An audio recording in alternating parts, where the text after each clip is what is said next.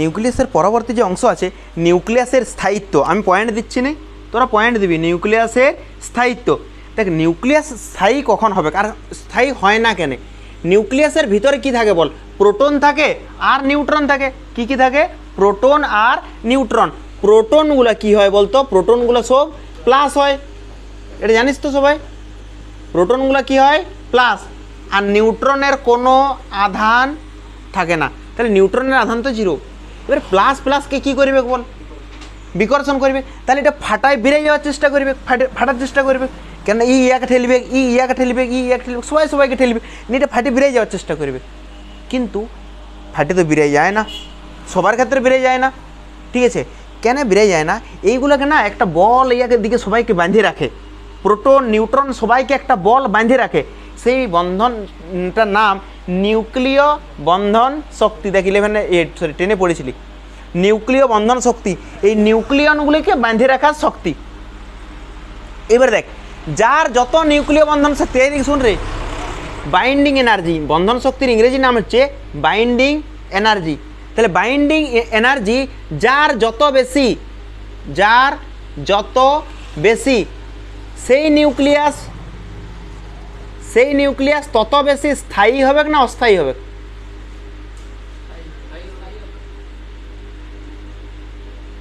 স্থায়ী হবে। কেননা ইয়াদিকে যে ধরে রেখেছে এটাকে বন্ধন শক্তি। বন্ধন শক্তি যার যত বেশি হবে মানে সে তত ভালো বাঁধে রাখতে পারবে, মানে নিউক্লিয়াসটা স্থায়ী হবে, ঠিক আছে? এইবারে ব্যাপার হচ্ছে, কিন্তু এরকম সবসময় হয় না। ভালো করে শুন, এই বন্ধন শুধুমাত্র বন্ধন শক্তির উপর নির্ভর করে না, শুধুমাত্র বন্ধন শক্তির উপর নির্ভর করে না। কিসের উপর নির্ভর করে? তাহলে আমরা লিখব, এই কথাটা আগে লিখতে হবে, প্রতি নিউক্লিয়ন বন্ধন শক্তি। কি বললাম?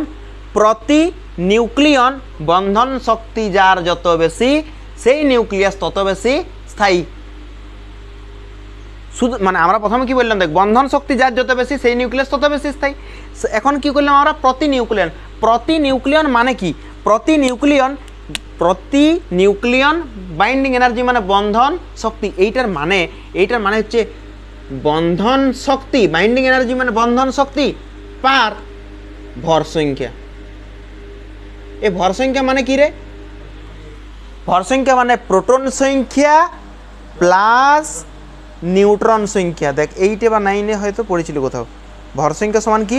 প্রোটন সংখ্যা প্লাস নিউট্রন সংখ্যা। মনে আছে কি? উপরে লেখা হইতেও একটা পরমাণু, ধর এনে পরমাণুর নিচে লেখা হইতেও একটা সংখ্যা, আর উপরটাতে একটা সংখ্যা লেখা হইতেও। উপরের সংখ্যাটাকে ভর সংখ্যা বলা হইতেও, এটাকে প্রোটন বলা হইতেও। তাহলে এই সংখ্যাটাকে কি বলবো আমরা? ভর সংখ্যা। কি সংখ্যা বলবো? ভর সংখ্যা। ভর সংখ্যা মানে কি? প্রোটন আর নিউট্রনের যোগফল। ভর সংখ্যা মানে কি? প্রোটন আর নিউট্রনের। তাহলে কি বললাম? দেখ, প্রতি নিউক্লিয়ন বন্ধন শক্তি যার যত বেশি হবে, সেই নিউক্লিয়াসটা তত বেশি শক্তি, হ্যাঁ তাও বলতে পারে শক্তিশালী হবে, বলতে স্থায়ী হবে, মানে ভাঙিবে না সহজে। আর প্রতি নিউক্লিয়ন বন্ধন শক্তি মানে কি? প্রতি নিউক্লিয়ন কাদের বলে? যারা নিউক্লিয়াসে থাকে তাদের নিউক্লিয়ন বলে। যেমন ভারতবাসী কাদের বলে? যারা ভারতে থাকে ভারতবাসী। সেরকম প্রতি নিউক্লিয়ন কাদের বলে? নিউক্লিয়ন যারা নিউক্লিয়াসে থাকে তাদের নিউক্লিয়ন বলে। তাহলে প্রতি নিউক্লিয়নে কে থাকে? প্রোটন আর, তাহলে এখানে ভর সংখ্যাও লিখতে পারি, প্রোটন প্লাস নিউট্রনও লিখতে পারি, আর নিউক্লিয়নও লিখতে পারি। বল, তিনটাই লিখতে পারি কিনা? কি বললাম বুঝতে পারিস নি? বুঝতে পারিস? বন্ধন শক্তি পার কি বললাম আমরা? ভর সংখ্যার জায়গায় আর কি লিখতে পারি? প্রোটন আর নিউট্রনের বা লিখতে পারি। কেন? প্রোটন আর নিউট্রন কোথায় থাকে? প্রোটন আর নিউট্রন নিউক্লিয়াসে থাকে। আর নিউক্লিয়াসে থাকলে তাদেরকে কি বলবো? তাহলে ভর সংখ্যাও লিখতে পারি, প্রোটন আর নিউট্রনের যোগফলও লিখতে পারি, আর নিউক্লিয়নও লিখতে পারি। এইটা যার যত বেশি হবে, সেই নিউক্লিয়াসটা তত বেশি স্থায়ী হবে। ভালো করে শুনে রাখ। যেমন এইখানে তোদের বইয়ে যেটা উদাহরণ দিয়ে আছে, যে যেমন ছোট ছোট জলকণা, ধর কোনো ছোট ছোট জলকণা আছে, এই ছোট ছোট জলকণা দেখবি স্থায়ী হয় না মানে ছোট ছোট জলকণাগুলো মিলে যায়, নিয়ে এগুলো মিলে পরে কি হয়? একটা বড় জলকণায় পরিণত হয়। বল বটে কিনা? তাহলে ছোট জলকণাও স্থায়ী হয় না, আবার দেখ বড় জলকণাও যদি পড়ে সেটাও আবার কী হয়ে যায়, টুকরা টুকরা হয়ে যায়। মানে মানে ছোট জলকণাটাও স্থায়ী নয়, আর বড় জলকণাটাও সেই রকম, যে যে নিউক্লিয়াসগুলো অনেক অনেক ভারী সেইগুলোও স্থায়ী নয়, আর যে নিউক্লিয়াসগুলো একদমই হালকা সেইগুলোও স্থায়ী নয়। মানে উদাহরণ আমরা দিচ্ছি, কি কি উদাহরণ আছে। তাহলে স্থায়ী আর অস্থায়ী কী বললাম, মানে এরকম ভাবিস না যে আমরা যেমন তেজস্ক্রিয় মৌল পড়েছিলাম না, যে তেজস্ক্রিয় মৌল সাধারণত কোন মৌলের ক্ষেত্রে দেখা যায়, ভারী মৌলের ক্ষেত্রে দেখা যায়। পড়েছিলি কি ট্রেনে কোথাও তেজস্ক্রিয় কারা দেখায়? হ্যাঁ, আর যাদের ভর সংখ্যা 210-এর বেশি, পারমাণবিক সংখ্যা 92-এর বেশি, এরকম কিছু কিছু শোনা লাগছে, পড়াবো, সব পড়াবো, চাপের কিছু নেই। মানে তেজস্ক্রিয়তা তারাই দেখাবে যাদের ভর সংখ্যাটা অনেক বেশি, মানে ভারী মৌল। কিন্তু আমরা এখানে বুঝলাম যে যারা হালকা মৌল তারাও অস্থায়ী, আর যারা ভারী মৌল তারাও অস্থায়ী। তার মানে মাঝামাঝি যারা আছে তারা ঠিক আছে। বুঝতে পেরেছিস? কোনো অসুবিধা আছে? তাহলে প্রতি নিউক্লিয়ন বন্ধন শক্তি যার যত বেশি, সেই নিউক্লিয়াস তত বেশি স্থায়ী। ঠিক আছে? এবার যদি ধর এরকম একটা প্রশ্ন দিয়ে দিল, এই শুন রে, ফিজিক্সে কেমন প্রয়োগ করতে হয় শুন, এই চ্যাপ্টারগুলো বিশেষ করে। ধর এরকম দিয়ে দিল যে তাহলে বলো, 1 নাম্বার যেমন প্রশ্ন দিল যে কার্বন নিয়ে এখানে দিল 14, এটি অস্থায়ী কিন্তু স্থায়ী কেন? প্রশ্নটা দেখ রে, এগুলো অ্যাপ্লাই করতে হবে, এগুলো জাস্ট একটা এক্সাম্পল হিসাবে আমি দেখাচ্ছি। কার্বন 14, কার্বন জানিস তো, উপরে 14 লেখা একটা আইসোটোপ, এইটা অস্থায়ী কিন্তু এইটা স্থায়ী কেন? কি লিখবি? লিখবি Na23 স্থায়ী বলেছে। স্থায়ী মানে এই প্রতি নিউক্লিয়ন বন্ধন শক্তি আর বেশি, তাই এইটা স্থায়ী। আর এটা অস্থায়ী কেন? প্রতি নিউক্লিয়ন বন্ধন শক্তিটা কম। বুঝতে পারলি না? পারলি না? এরকম করে প্রয়োগ করতে হয়, প্রয়োগ ক্ষমতা বাড়াতে হবে ফিজিক্সে। ঠিক আছে? এটা কোনো অসুবিধা নেই তো? এইবার শোন, তোরা আগের দিন আসিস নেই তো, মানে আগের দিন বলতে আজকে যেটা রেকর্ডিং করেছি। শুন রে, এই নিউক্লিয়াসগুলা, এই শুন রে, এই নিউক্লিয়াসের ভিতরে কারা আছে? নিউক্লিয়াসের ভিতরে নিউক্লিয়ন কি আছে? নিউক্লিয়ন মানে প্রোটন নিউট্রন। এই নিউক্লিয়নগুলো একটা শক্তি দ্বারা বাঁধা আছে, এগুলো একটা, আর সেই শক্তিটাকে এখন কি বললাম? বাইন্ডিং এনার্জি, মানে বন্ধন শক্তি।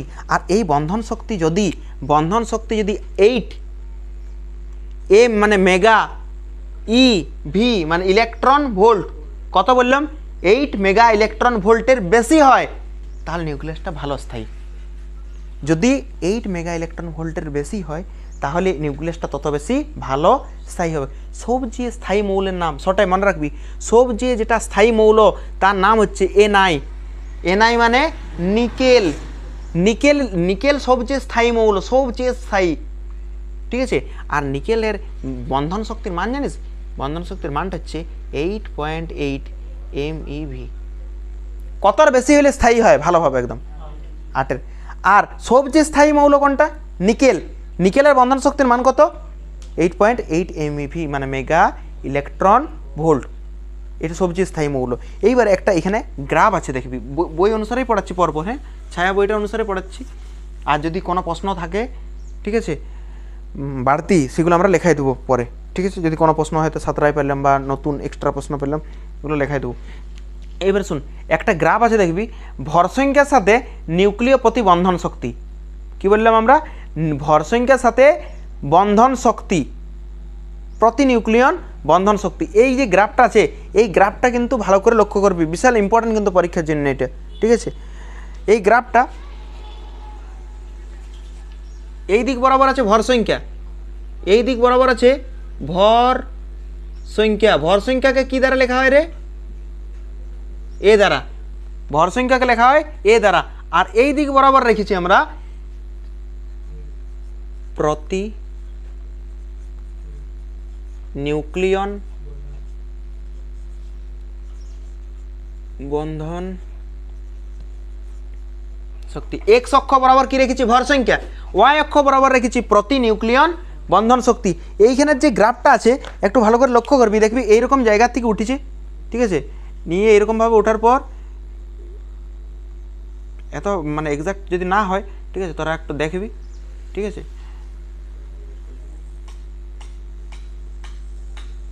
এরকমভাবে আছে। ঠিক আছে? আর এটা কি গ্রাফ হলো, এইখানে আছে মনে হয় হাইড্রোজেন, দেখবি মানে কিছু কিছু নাম মনে রাখবি, অনেকগুলো নাম দিয়ে আছে। হাইড্রোজেন হয়েছে, এই জায়গাতে আছে হিলিয়াম, এই জায়গাতে আছে লিথিয়াম, ঠিক আছে, এই জায়গাতে আছে নিকেল সবার উপরে, নিকেল। আর এইখানে মনে হয় সম্ভবত লোহা বা কিছু একটা আছে, তো নিকেল এইখানে রাখলাম। আর দাদা একটু ওয়েট কর, হয়েছে। আর এইরকম জায়গাতে এদিকে দেখ রে, এই জায়গাটা বিশাল ইম্পর্টেন্ট, এই যে দাগ দিচ্ছি নি, এই যে এইটা হচ্ছে, এইটার মানটা হচ্ছে 8 MeV, 8 MeV মানে মেগা ইলেকট্রন ভোল্ট। তার মানে দেখ এইটা হচ্ছে রেখাটা, এই রেখার উপরে যারা আছে তারা স্থায়ী হবে, আর এই রেখাটার যারা নিচে আছে তারা স্থায়ী। দেখ এখানে হাইড্রোজেন বলে এই রেখাটার নিচে আছে না উপরে আছে, লিথিয়াম, হিলিয়াম, এরা সবাই নিচে। তার মানে এই রেখাটার নিচে থাকলেও অস্থায়ী। এই লেখাগুলো না লেখবি, আমি যেগুলো মুখে বলছি না কিছুদিন পর সব ভুলে যাবি। এই রেখাটার নিচে যারা আছে নিচে তারাও অস্থায়ী, আর এই রেখাটার যারা মানে এই দিকে আছে, সরি মানে ভুল হয়ে গেল, উপরে বলাটা হবে না, ঠিক আছে। এই রেখাটার যারা এই দিকে আছে, দেখ এই দিকে আছে, তারাও কি বটে অস্থায়ী। আবার এই রেখাটা দেখ, এই যে সবুজ রেখাটার নিচে যে ব্লু রেখাটা হচ্ছে, এইখানেও যারা থাকবে তারা অস্থায়ী। কোনখানে? হ্যাঁ সবাই মৌল থাকবে। এই জায়গাতে দেখ ভর সংখ্যা এই দিক বরাবর কি গেলে কি হবে বলতো, বাড়বে না কমবে? বাড়বে। দেখ প্রথমে আছে হাইড্রোজেন 1, তারপর দেখ হিলিয়াম, লিথিয়াম, এরকমভাবে যাবে।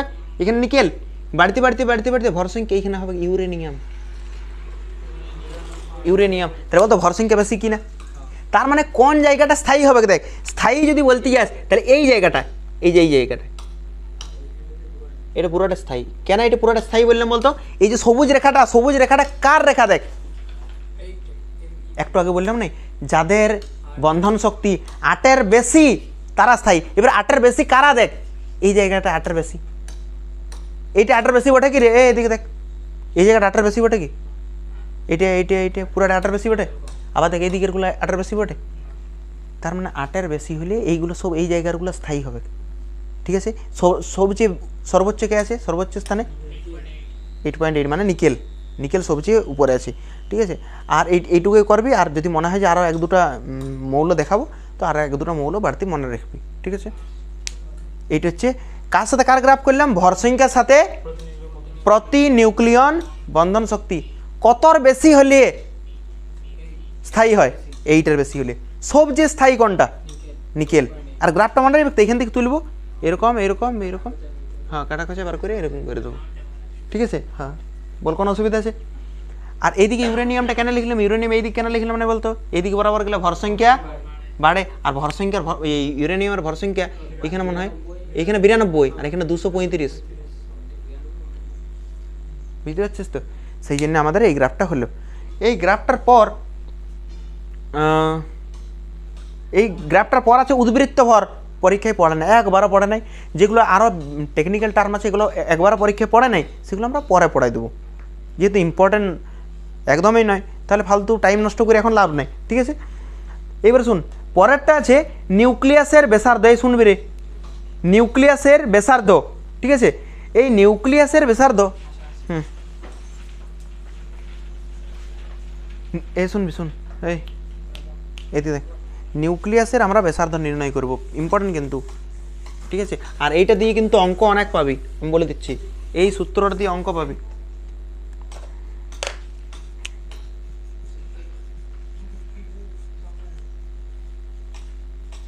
নিউক্লিয়াসের ব্যাসার্ধ, হ্যাঁ অঙ্ক তো পড়বে কি, আমরা প্রমাণ করে দেখাই আগে। নিউক্লিয়াসের ব্যাসার্ধ বার করব, ভালো করে শুনবি। আমরা ধরি নিউক্লিয়নের, এই নিউক্লিয়ন মানে কাকে কাকে বোঝাচ্ছে বলতো? প্রোটন আর নিউট্রন। নিউক্লিয়নের, ওটা শুনলে কোনো অসুবিধা নেই। নিউক্লিয়নের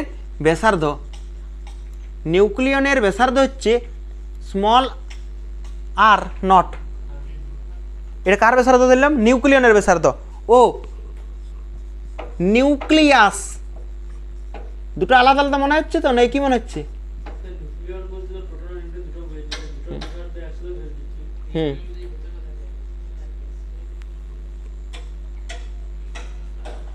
নিউক্লিয়ন বলতে প্রোটন আর নিউট্রন দুজনকে বোঝাচ্ছে, দুজনের ব্যাসার্ধ R0।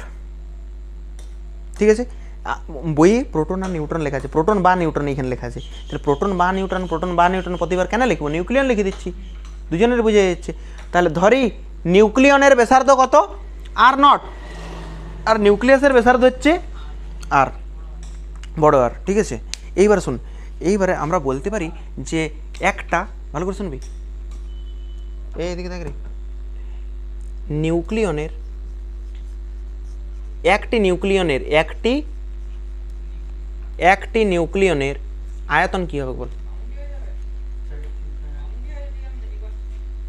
আয়তন, একটি নিউক্লিয়নের আয়তন আমি ভি ড্যাশ দ্বারা লিখলাম। হ্যাঁ, ভি ড্যাশ কার আয়তন বলছি আমরা, নিউক্লিয়ন মানে প্রোটন নিউট্রনগুলো তো গোলাকারই হয়, গোলাকার। তাহলে আয়তনের কি সূত্র রে, আয়তনের সূত্র হচ্ছে 4/3 পাই R3।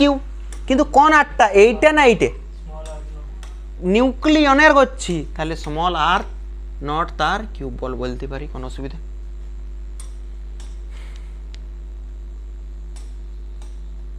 কি হলো, 4/3 পাই R3। দেখ, নিউক্লিয়নের ব্যাসার্ধ R0, নিউক্লিয়নের ব্যাসার্ধটা R0। ঠিক আছে, আর নিউক্লিয়াসের ব্যাসার্ধটা কত, নিউক্লিয়াসের ব্যাসার্ধটা R।